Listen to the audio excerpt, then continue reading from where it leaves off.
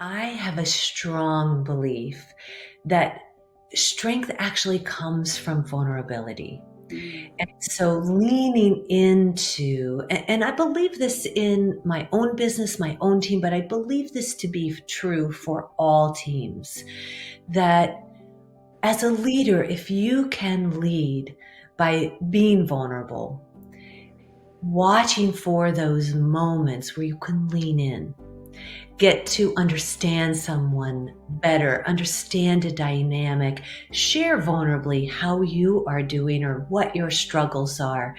That's where relationships, that's where people truly connect. And so I don't know that I want to say I'm checking myself. You can see my wheels going. I don't know if there's balance. I think authenticity requires vulnerability.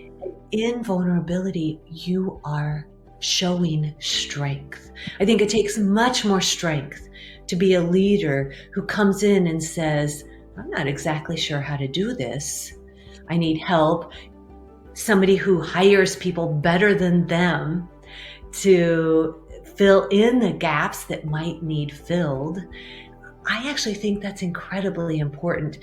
It's hard, and you know this as well, because when you are at the top, and most of my clients are founders, I have a team that I put together to serve my clients' teams, to handle all different kinds of issues with C-suites, mid-level managers, or even just employees who are going through a divorce and need a life coach, or having fertility issues and want to start a family. So we've got all those things happening.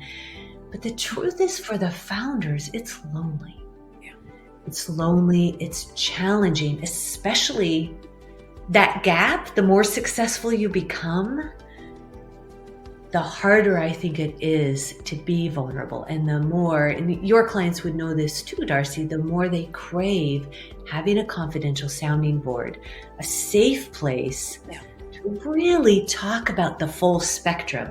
If you think about the best of life at 100% to the challenging, worst part of life at 0%, most owners, most leaders, C-suite leaders, they're going to talk about from 40% maybe to 80.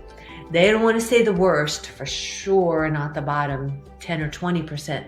Sometimes they don't even want to say the best, because then there's this fear of, people are going to want more from me. And so there's never an opportunity to let your guard down. So it's very easy to buy into that. What is it in American philosophy? Work hard. The harder you work, the more successful you become. And instead, it just puts people into misery. Yeah. And so I'm curious, Sarah, it sounds like you are a very safe, confidential place for your clients to bring anything. A differentiator is, because of my background, where I've worked with all kinds of not only mental health issues, life issues, but also mental health illness. What people don't realize is that when you're incredibly successful, a business owner, you also have all those things happening in your life as well.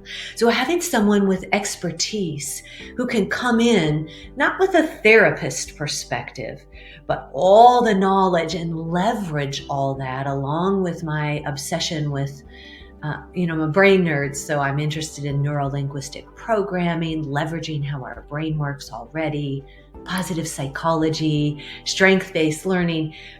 Bring all of that, and the coaching perspective really catapults people forward in a very safe, confidential, kind of sacred space. Does that make sense?